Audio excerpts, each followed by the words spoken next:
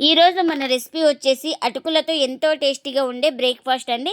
ఈ బ్రేక్ఫాస్ట్ చేసుకోవడానికి ఎక్కువ సమయం అయితే పట్టదు, తక్కువ సమయంలో ఈజీగా చేసుకోవచ్చు. అంత టేస్టీగా అయితే ఉంటాయి. ఇవి వచ్చేసి ఇంట్లో వాళ్ళందరికీ నచ్చుతాయండి, అంత బాగుంటాయి. ఇంకెందుకు ఫ్రెండ్స్ ఆలస్యం, ఎలా చేయాలో ఏంటో అనేది వీడియోలోకి అయితే వెళ్ళిపోయి చూద్దామా మరి. ఇంకా ముందుగా ఒక మిక్సింగ్ బౌల్ అయితే తీసుకొని అందులోకి ఒక 2 కప్పుల దాకా అటుకులు అయితే వేసుకోవాలి. చూడండి, ఇంకా సెకండ్ కప్పు కూడా వేసుకుంటున్నా. ఇంకా ఇప్పుడు ఇందులోకి శుభ్రంగా వాష్ చేసుకునేకి వాటర్ అయితే వేసుకొని ఇంకా ఒక 2 సార్లు అయితే శుభ్రంగా వాష్ చేసుకొని వాటర్ అయితే వంపేసుకోవాలి. ఇంకొక 2 సార్లు శుభ్రంగా వాష్ చేసుకొని వాటర్ అన్ని వంపేసుకున్నానండి. ఇప్పుడు ఇందులోకి కాస్త వాటర్ అయితే వేసుకోవాలి, ఒక 3 స్పూన్ల దాకా. ఇంకా ఇలా కొద్దిగా వాటర్ అయితే వేసుకొని ఇంకొక ప్లేట్ అయితే పెట్టుకొని ఒక 10 నిమిషాలు పెట్టుకుంటే మనకు అటుకులు అనేది సాఫ్ట్గా నానిపోతాయి. ఇంకా నేను ఇక్కడ ముందుగా ఒక 3 ఆలు అయితే ఉడికించుకున్నానండి. ఇలా ఉడికించుకొని పైన పొట్టు అయితే తీసుకున్నాను. ఇప్పుడు వీటిని బాగా ఇలా స్మాష్ చేసుకోవాలి. ఇంకా ఇక్కడ ఉండలు లేకుండా బాగా స్మాష్ చేసుకోవాలి. ఇలా మీరు కావాలంటే స్మాషర్ ఉంటే స్మాషర్తో కూడా స్మాష్ చేసుకోవచ్చు. ఇంకా నేను ఇక్కడ చేతితోనే ఇలా కలుపుకుంటున్నాను. ఇంకా ఇప్పుడు ఇలా బాగా కలుపుకున్న తర్వాత ఇందులోకి ఒక 1/2 టీ స్పూన్ దాకా కారం, అలాగే రుచికి తగినంత సాల్ట్, ఒక 1/4 టీ స్పూన్ దాకా ధనియాల పొడి, ఒక 1/4 టీ స్పూన్ దాకా వేయించుకున్న జీలకర్ర పొడి, అలాగే గరం మసాలా. ఇంకా ఇప్పుడు చిన్నగా కట్ చేసుకున్న ఆనియన్స్ కూడా వేసుకోవాలి. ఇంకా ఇవన్నీ వేసుకొని ఇలా బాగా కలుపుకోవాలి. ఈ ఆలుకి మసాలాలన్నీ బాగా పట్టేలాగా బాగా మొత్తం ఇలా కలుపుకోవాలి. ఇంకా ఇలా మొత్తం కలుపుకున్న తర్వాత దీన్ని పక్కన పెట్టేసుకోవాలి. ఇంకా ఇప్పుడు ఒక 10 నిమిషాల తర్వాత అయితే చూపిస్తున్నాను చూడండి. మీకు అటుకులు అయితే చూడండి ఇలా సాఫ్ట్గా నానిపోవాలి. మనకు ఇక్కడ చూపిస్తున్నాను కదా వీడియోలో, బాగా ఇలా సాఫ్ట్గా నానిపోవాలి. ఇంకా ఇప్పుడు ఒక 1/4 టీ స్పూన్ దాకా సాల్ట్ అయితే వేసుకోవాలి. ఇంకా సాల్ట్ వేసుకున్న తర్వాత ఇలా బాగా స్మాష్ చేసుకోవాలి. ఇలా చేతితో బాగా ఒత్తుకోవాలి.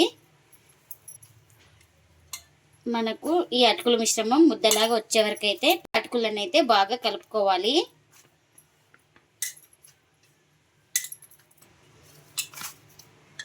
ఇంకా చూడండి ఇలా సాఫ్ట్గా అటుకులు అయితే బాగా కలుపుకున్నాను. ఇలా ఉండాలి సాఫ్ట్గా. ఇప్పుడు మనం కాస్త ఇలా ఒక అరచేతికి ఆయిల్ అయితే అప్లై చేసుకోవాలి. ఇలా ఆయిల్ అయితే అప్లై చేసుకున్న తర్వాత మనకు ఏ సైజు కావాలో ఆ సైజు పిండి ముద్దనైతే తీసుకోవాలి. ఇక్కడ నేను ఈ సైజు అయితే తీసుకున్నానండి. ఇలా రౌండ్గా చుట్టుకోవాలి. ఫస్ట్ ఇలా చుట్టుకున్న తర్వాత ఈ అరచేయి మీద పెట్టుకొని ఇలా కాస్త ఇలా ప్రెస్ చేసుకోవాలి, ఇలా ఒత్తుకోవాలి. ఇక్కడ క్రాక్స్ లేకుండా నేను ఇక్కడ చూపిస్తున్నాను కదా, ఈ విధంగా. ఇంకా ఇలా అయితే చేసుకున్నాను. ఇప్పుడు ముందుగా స్టఫింగ్ అయితే చేసుకున్నాం కదా, ఆలు స్టఫింగ్. మనకు ఎంత కావాలో అంత ఈ స్టఫింగ్ అయితే ఇలా పెట్టుకోవాలి. ఇలా పెట్టేసుకొని ఇలా ఒకసారి ఇలా చేతితోటి అనేసుకోవాలి. ఇంకా ఇప్పుడు నేను ఇక్కడ చూపిస్తున్నాను కదా, ఈ విధంగా లోపలికి ఇలా నొక్కుంటూ ఇలా మనం కవర్ చేసుకోవాలి. ఇక్కడ చూపిస్తున్నాను కదండి, ఈ విధంగా ఇలా బాగా ప్రెస్ చేసుకుంటూ ఇంకా దీన్ని ఇలా దగ్గరికి అనేసుకోవాలి. ఇలా ఇప్పుడు అనుకున్న తర్వాత ఇలా రౌండ్గా చుట్టుకోవాలి. ఇక్కడ మనకు స్టఫింగ్ కనిపించకుండా ఇలా రౌండ్గా చుట్టుకోవాలి. ఇలా రౌండ్గా చుట్టుకున్న తర్వాత ఇలా లైట్గా ప్రెస్ చేసుకోవాలి. ఇంకా ఈ విధంగా చేసుకోవాలి. ఇలా చేసుకున్న దాన్ని ఒక ప్లేట్లోకి అయితే తీసుకుంటున్నా. ఇంకా మరొక పిండి ముద్దనైతే తీసుకొని సేమ్ ఇలానే ఒత్తుకోవాలి.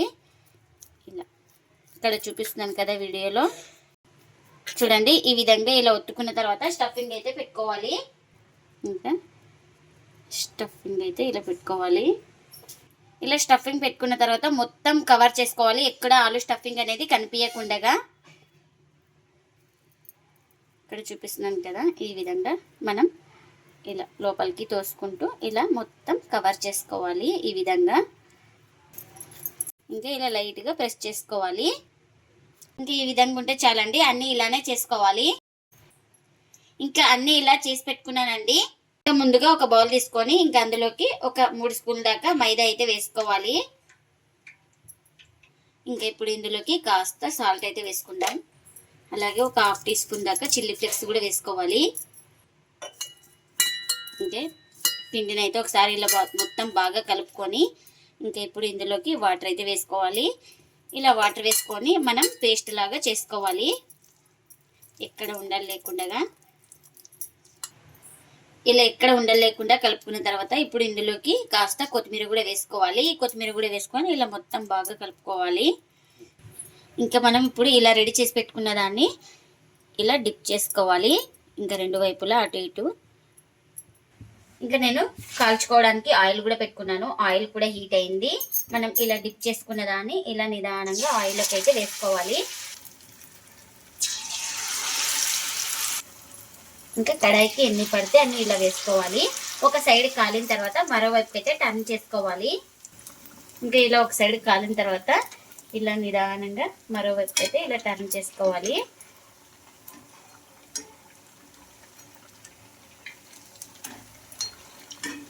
ఇంకా వీటిని అటు ఇటు తిప్పుకుంటూ మంచిగా క్రిస్పీగా వచ్చే వరకు అయితే ఫ్రై చేసుకోవాలి. ఇంకా అటు ఇటు తిప్పుకుంటూ ఇలా మంచి కలర్ వచ్చే వరకు అయితే ఫ్రై చేసుకున్నానండి. ఇవి అయితే రెడీ అయిపోయినాయి కదా మనకు. ఇంకా ఇప్పుడు వీటిని ఒక ప్లేట్లోకి అయితే తీసుకుంటున్నా. ఇంకా మిగిలిన వాటిని కూడా ఇలానే డిప్ చేసుకొని ఆయిల్లోకి అయితే వేసుకోవాలి.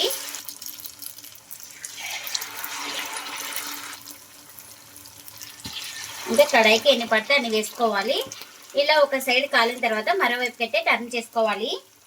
ఇంకా ఒక సైడ్ కాలిన తర్వాత ఇలా నిదానంగా మరోవైపు అయితే టర్న్ చేసుకోవాలి.